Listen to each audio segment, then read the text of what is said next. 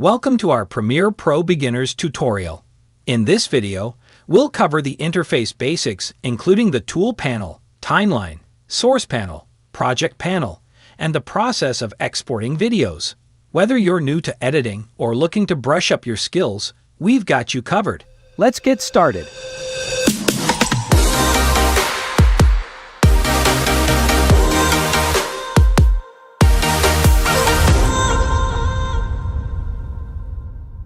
Let's start with the home screen. The home screen is where you begin with Adobe Premiere Pro.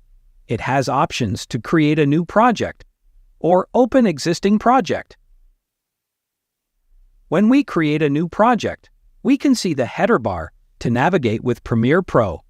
Firstly, we have a Home button to open the home screen.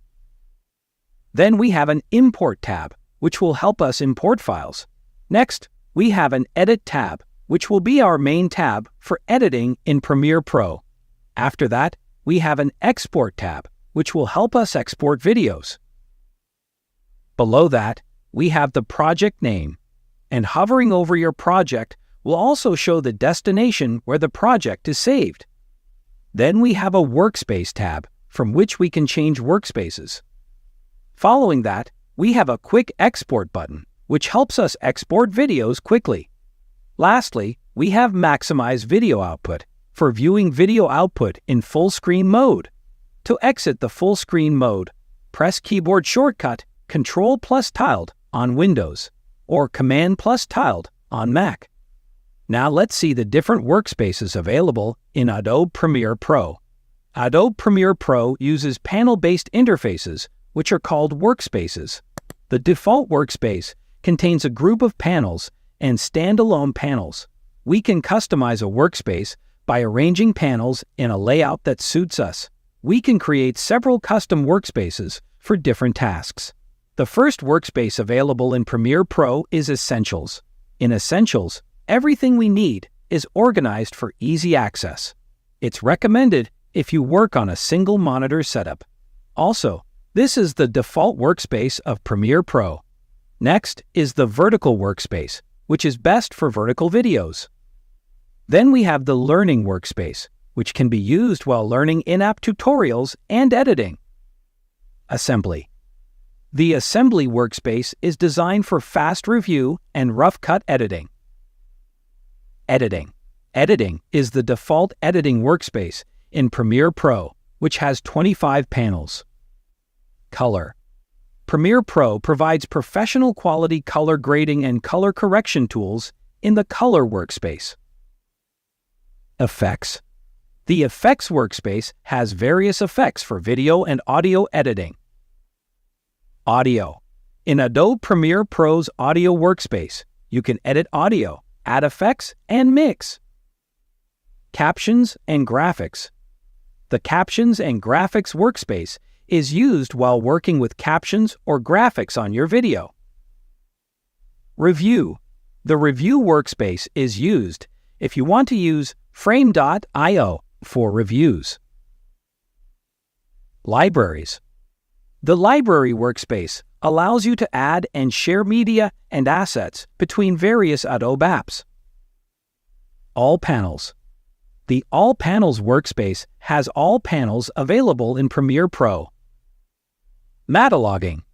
The Metalogging workspace is for entering metadata after importing, capturing, or digitizing media into Premiere Pro. Production. The Production workspace is used while working or collaborating with a team on a production. Now let's see the different methods of changing the workspace. The first one is from the Workspace tab, where a drop-down list will appear with workspaces. The second one is from Window, Workspaces. By default, Premiere Pro opens projects in whatever workspace you currently have open. However, you can open a project in the workspace last used with it. Before opening a project, select Window, Workspaces. Import workspace from project. Additionally, we can modify the order of workspaces or delete them. To modify the order, go to the Workspace tab and choose Edit Workspaces, or go to Window, Workspaces. Edit Workspaces. The Edit Workspaces dialog will open, where you can reorder workspaces, hide them, or delete custom workspaces. Also, we can dock, group, or float panels in Adobe Premiere Pro. We can dock panels together, move them into or out of groups, and undock them so they float above the application window. Docking zones exist along the edges of a panel, group, or window. Docking a panel places it near the existing group, resizing all groups to accommodate the new panel. For example, if I want the Effect Controls panel anywhere else, I will select the Effect Controls panel from the top and drag it to another dock. Now we can see there are multiple places at the edge of this panel. Simply go to the edge where you want to add the Effect Controls and release the mouse button. Your Effect Controls panel will be docked there. Grouping zones exist in the middle of a panel or group along the tab area of the panel. Dropping a panel on a grouping zone stacks it with other panels. For example, I will select the Effect Controls panel from the top and drag and drop it in the middle of the program monitor. Now you can see we have the program monitor and Effect Controls in a group. If the panel you want to dock or group is not visible, choose it from the Window menu. Now let's see how to undock a panel in a floating window. When we undock a panel in a floating window, we can add panels to the window and modify it compared to the application window. You can use floating windows to use a secondary monitor or to create workspaces. For example, if I want to undock the Effect Controls panel, I will right-click on the panel menu and select the Undock option. The Effect Controls panel will start floating. Now let's see resizing the panel groups. When we position the pointer over dividers between panel groups, resize icons appear. When you drag these icons, all groups that share the divider are resized. For example, if I want the Effect Controls panel to be horizontally small, I will go to the divider between Effect Controls and Program Monitor and drag it towards the right to make the Effect Controls panel horizontally small. This will also affect the size of the Program Monitor, making it larger horizontally. Now let's see how we can brighten or darken the interface. You can lower the brightness, especially when working in a darkened editing suite or when making color corrections. To change the brightness on Mac, go to Premiere Pro, Preferences, then Appearance. And for Windows, go to Edit, Preferences, then Appearance. In the Appearance panel, adjust the brightness and intensity of the highlight color according to your requirements. In Premiere Pro, the Tools panel is found on the left side of your workspace and is packed with useful editing tools. These tools are meant to help you edit your videos quickly, smoothly, and effectively. The first tool in the Tool panel is the Selection tool. It is used for selecting clips, menu items, and other objects in the user interface. The keyboard shortcut for the Selection tool is V. Using this Selection tool, we can select clips on the timeline and drag them wherever we want. The next one is the Track Selection Forward tool. It is used to select all the clips to the right of the cursor in a sequence. The keyboard shortcut for this is A. We have taken the Track Selection tool and will select this clip. This tool will select all the clips to the right of my click. The next one is the Track Selection Backward tool. It is used to select all the clips to the left of the cursor in a sequence. The keyboard shortcut for this is Shift+A. I have taken the Track Selection tool and will select this clip. This tool will select all the clips to the left of my click. The next one is the Ripple Edit tool. The shortcut for the Ripple Edit tool is B. It is used to trim the in or out point between two clips on the timeline. The Ripple Edit tool closes gaps caused by the edit and preserves all the edits to the left or right of the trimmed clip. The next tool is the Rolling Edit tool. The shortcut for the Rolling Edit tool is N. It is used to roll the edit point between two clips in a timeline.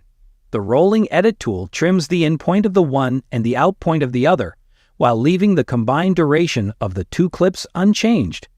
The next one is the rate stretch tool. The shortcut for the rate stretch tool is R. It is used to shorten the clip on the timeline by speeding up its playback, or to lengthen it by slowing it down. The rate stretch tool changes speed and duration, but leaves the in and out points of the clip unchanged. Then we have a remix tool that helps in remixing audio. Select the remix tool and drag the edge of an audio clip. An Essential Sound panel will be opened where you can remix audio clips using these properties. The next one is a razor tool. The shortcut for the razor tool is C. It is used to make one or more cuts in clips on a timeline. Click a point in a clip to split it at that precise location. Also, you can add cuts by pressing Ctrl+K or Command+K on the keyboard. In the description below, you can find a link to Envato Elements, which offers millions of incredible resources to assist you on your video creation journey. The next one is the Slip tool. The shortcut for the Slip tool is Y. It is used to simultaneously change the in and out points of a clip in a timeline while keeping the time span between them constant. The next one is a Slide tool. The shortcut for the Slide tool is U. It is used to move a clip to the left or right in a timeline while simultaneously trimming the two clips that surround it. The next one is the Pen tool. The shortcut for the Pen tool is P. It is used to set or select keyframes, or to adjust connector lines in a timeline. Drag a connector line vertically to adjust it. Use Ctrl+left click or Command+left click on the connector line to set a keyframe. The next tool is the Rectangle tool. It allows you to create rectangular shapes, and you can modify its properties in the Effect Control panel, then Shape, and then Appearance.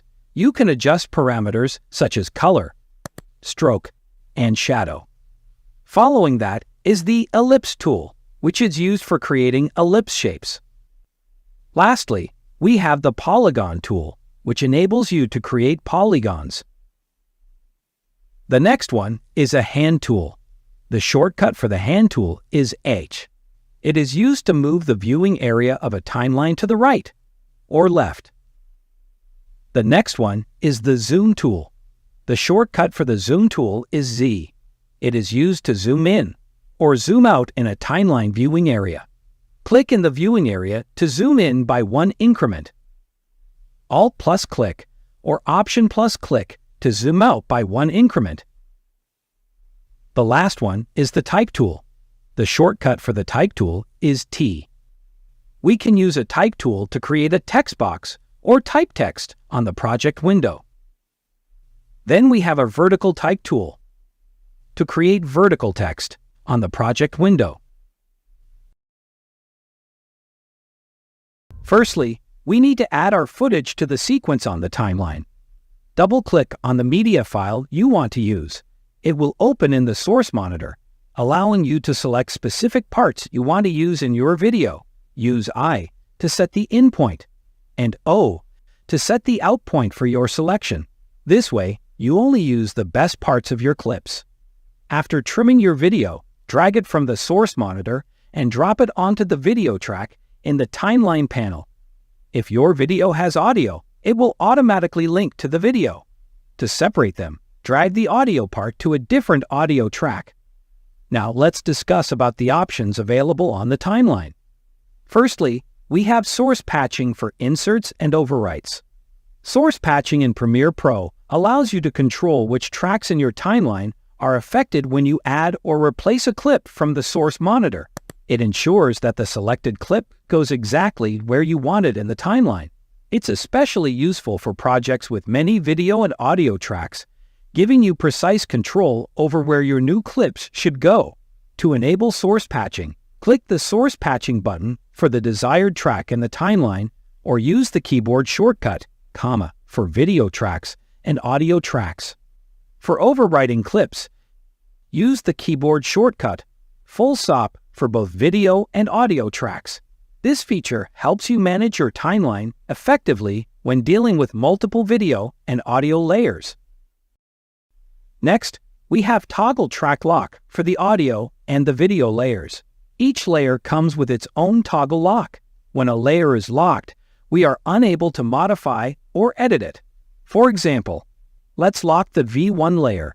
Now we can even select the clips on layer V1.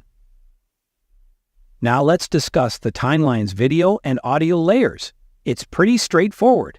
The video layers are named V1, V2, and V3, while the audio layers are named A1, A2, and A3.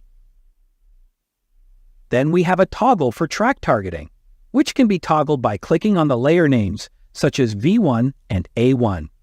By default, V1 and A1 are toggled on for track targeting. If you want to paste a clip on the V2 layer, make sure the V2 layer is toggled on, and then simply paste away.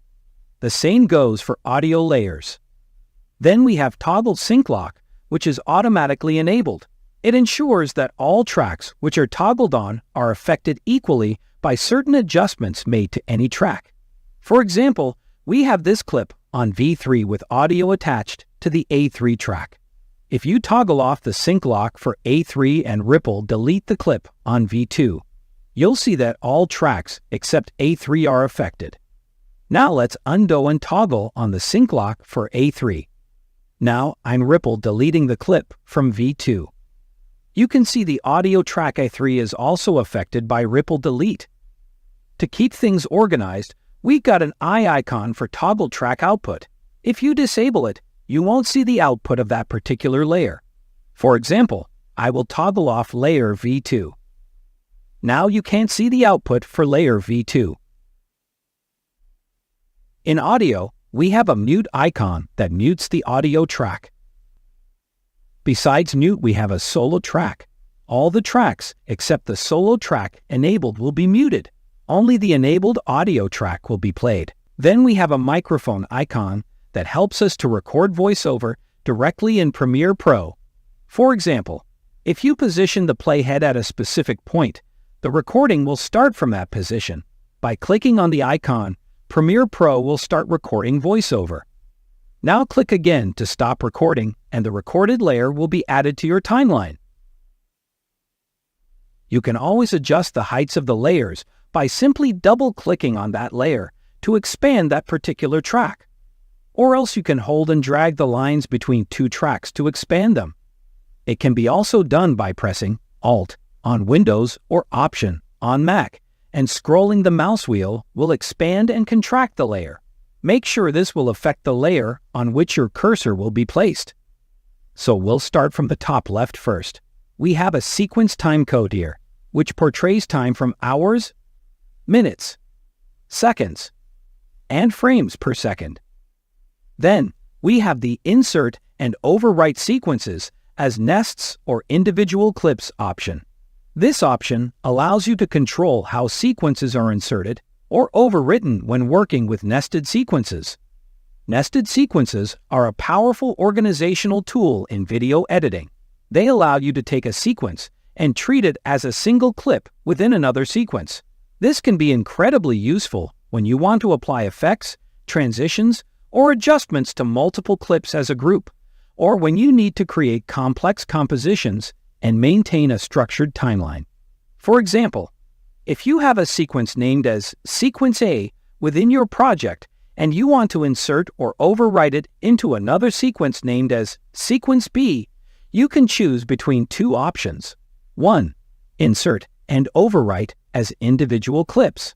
If you select this option, Premiere Pro will treat the contents of Sequence A as individual clips. When you insert or overwrite Sequence A into Sequence B, each clip within Sequence A will be placed on its own track in Sequence B. This level of control lets you fine-tune the clips and their arrangement in the new sequence like a pro. 2. Insert and overwrite as nest. If you choose this option, Premiere Pro will treat Sequence A as a single nested sequence. When you insert or overwrite Sequence A into Sequence B, The entire contents of Sequence A will be treated as a single clip and placed on a single track in Sequence B. It's perfect for keeping things grouped together and preserving the overall structure of Sequence A within Sequence B. Now we have a Snap in Timeline button. Shortcut for Snap in Timeline is S. It allows us to magnetically snap one edit to the end of another. For example, if it is off, whenever we drag clips on the timeline, there's a possibility that the clips will not attach to each other. There will be gaps in between clips. Turning the Snap in Timeline will make sure there are no gaps while dragging and dropping the clips on the timeline. The next one is the Linked Selection button. The Linked Selection button allows you to toggle the connection between the video and audio on the timeline. For example, if I select this clip on the timeline, the audio will be selected too. Once I turn off the linked selection, I can work separately with audio and video. Then we have a marker icon, which adds markers on the timeline wherever the playhead is placed. Markers can be used for commenting about selected parts of the timeline, defining chapters in the project, and for adding a URL that provides more information about selected parts.